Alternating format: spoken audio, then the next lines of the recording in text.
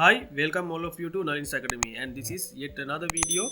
And in this video, I will discuss about the lifecycle hooks of a class-based component. And in the previous video, I have already discussed about how to create a React component, a very basic component from React library. And if you didn't watch that video, you better go and watch that first and come to this. So I will add it in the description. And okay, let's start discussing about lifecycle hooks now. And okay, these lifecycle hooks could be categorized into three stages, where the mounting phase and the updating phase and the unmounting phase. So in a real world scenario, if you take a person, so a person will birth to the world, then live for some time, and then finally he will die. So that's how a component also acts like. And it's pretty much same. And the component will render to the browser, then it will set to some changes, state changes, or whatever it is in your application.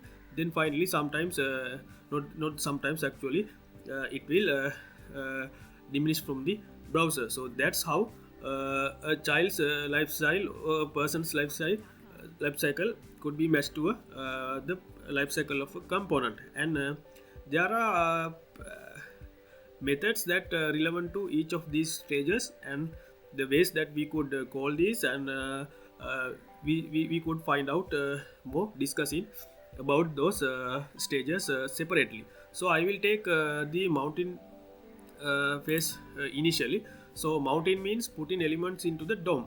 And yeah, and there are four methods actually in that phase. So the respectively, they are constructor method, and then gets the states from props, and the next one is the render method, and finally the component did mount method. And only render method is always required here, and always will be called, but all the other methods are optional.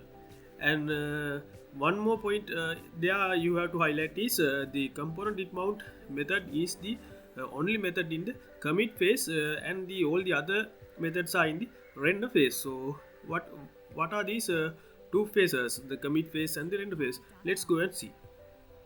So in this diagram, so it says that in the render phase, it means so it is pure and it has no side effects like API calls, like things. And it will be paused, aborted, or restarted by the React.js library itself. And in the commit phase, it says that you can work with the DOM, and also you can run the side effects like API calls. And also you could schedule updates, which you will be able to manage your state inside the component. So that's what it defines. So only the component did mount function will be there in the commit phase, and all the other methods are inside the render phase. So let's go and see in my project how did I handle this mounted phase, and in a real world project I used. Okay, now this is my project, and I have created two class-based components as parent and the child. And I have used child inside this parent class actually component, like this, using this my header variable. And okay, so this constructor method, so we'll discuss initially about the constructor method, because this is the first step when the rendering occurs. And the constructor method is called actually before anything else. And the component which we extended using the React library, it will inherit all the methods from its parent component to our class using this super props line here, if you call this. And also you can define your states here. And yeah, this is the initial method actually in the mounting phase. And the next one is the get derived state from props method. And the main important two things are this method is static, because this is it's declared as static actually to discourage any side effects during the render phase. That's why the static keyword has been used here. And also the next main point is you have to definitely return some state here. Either it will be a null or a predefined your some object you have to return here. And also the next part is the render method. So I have already explained this in the previous video also, how the render method works and how this returns this JavaScript XML component to your browser. And the next and the last method in the mounting phase is the component did mount function. So it is automatically triggered after a component is successfully mounted and rendered to the browser for the first time. And you could use side effects inside this, and side effects like API calls, such things here for your logic. So this is all about the mountain phase, and let's go and see how we could use this get derived state from function to change our states in the application. Here now you are inside the child component, and I have defined the get derived state from props function inside the child component as well. So currently the return object is a title I set here as object. So let's go and see after returning the null value what will happen. So before that I will show you what appears in the browser now. Okay, currently in my browser it shows that let's defeat COVID as my header in the gray colored background, and also there I have the console logs where the first step, second step and third step, like that parent class call the functions respectively. And before the parent did mount function calling in the parent class, actually there you could see some console logs which actually called the constructor that the gets derived state from props and the render and the component did mount. And actually the component did mount is the, as it is the last step in the mounting phase. So child class has actually mounted, and after that, only after that, the parent component has been rendered. So that's a reason, because if you go and see here, so this is the structure that actually we have in the component structure. So it's starting from app, and then it goes downwards the props, and then it manages states inside each and every component. And so from parent to child, so there's a connection. So only after all these lifecycle methods inside child class or multiple child classes finished, the parent class will finish its own lifecycle methods. So that's why this one has been called right after the finishing of the child components lifecycle. So you understand that correctly. And let's go and see now how could we change this header using the get derived state from props method.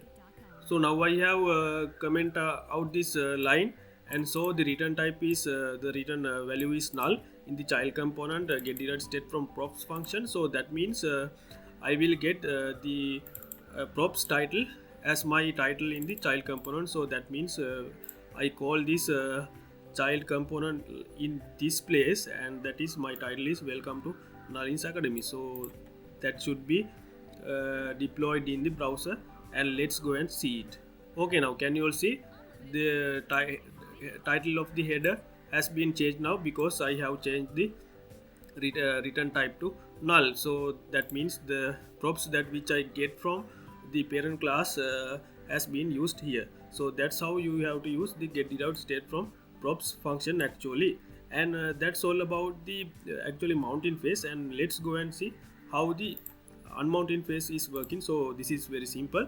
So the only function has is the component will unmount, because it will be called right before the component will be removed from your DOM. And let's go and see in the code. And before the code, let's go and see how it appears in the browser actually. So I will remove this header whenever I click this unmount or mount button. So it will negate a boolean value. So whenever the boolean value is true, this will be shown, and whenever the boolean value is false, this will be hidden. So I will show it.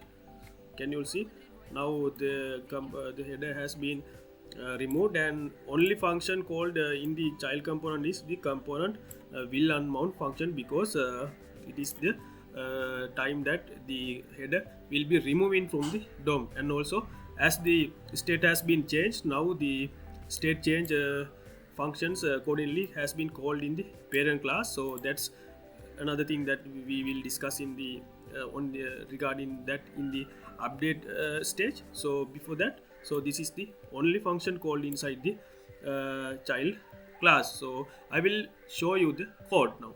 Okay, now this is the component will unmount function inside the child class. So as I change this value, so which I defined in my state as the show header as the true, and then whenever I call this click the button, so it will negate my boolean, and using that boolean, so my header will be changed from either to child or to the empty div. So when it is false, so the child will not be there, so the empty tag will be assigned to this my header. So that's why my component has been removed from the browser, and this function has been called. So that's about the unmount stage. And let's go and see about the updating stage now.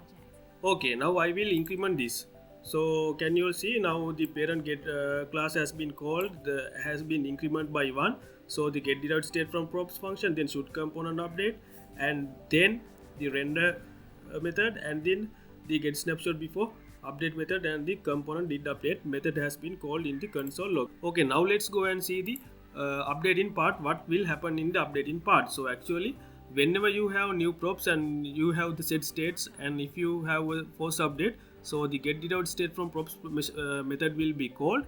And if it is a force update, then definitely skipping this should component update function, it will go to the render function. But if you go use the new props and set states, so it will go to the should component update, and there the return type will be a boolean. So you can, if it is true, then it will go to the render function. If it is false, then the update will not happen, and it will stop from here. So that's why the red color cross here. And then the next part after the render method is the get snapshot before update method. So whenever you call this one, so the return value of this function will be used inside this component did update method. So if whenever you use this method, then definitely you have to use this component did update method also. And I will show you the should component update part and the usage of these functions now. Okay, now I will increment by 1. So can you see it has been called in the order get derived state from props, then the should component update. So it must be a true value return in the function. So that's why the render method has been called after that, and then the get snapshot before update, and the component did update. So we'll go and see by removing this method and see what's the outcome of the console log. Okay, I have already explained you about these two functions. So the return type of this function will be used in here. So if you define the get snapshot before update function, then definitely the component did update function should be there to catch the return type and use it here. So I have removed this one. So let's go and see the browser for the console log.